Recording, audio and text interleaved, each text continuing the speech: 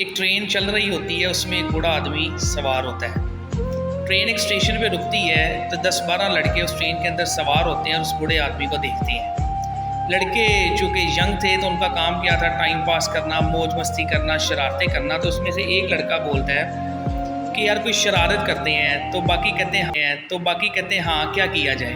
तो वो कहता है कि इस ट्रेन की जो चेन है ना, उसको खींचा जाए।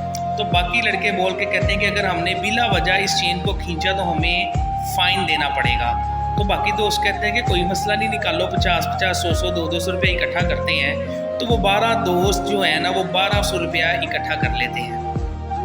सब लड़के कहका लगा के हंसने लग जाते हैं। एक लड़का जो होता है वो उस ट्रेन की चेन को खींचता है, ठीक है। वो टिकट देने वाला जो पर्सन होता है ना, वो आके इस बात की तस्दीक करता है कि भाई ये चेन खींची किसने और क्यों खींची है।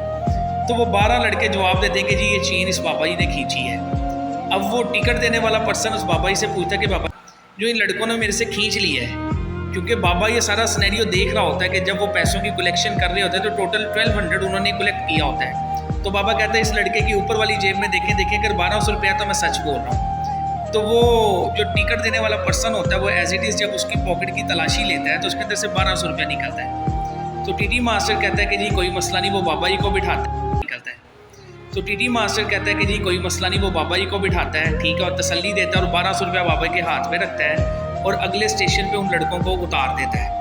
अब बाबा जी माशाल्लाह क्योंकि बुजुर्ग थे तो अपनी दाढ़ी पे हाथ फेर रहे थे और जाते हुए लड़कों को सिर्फ इतनी सी बात की कि बेटा कि ये जो बाल है ना दाढ़ी के, ये ऐसे ही सफ़ेद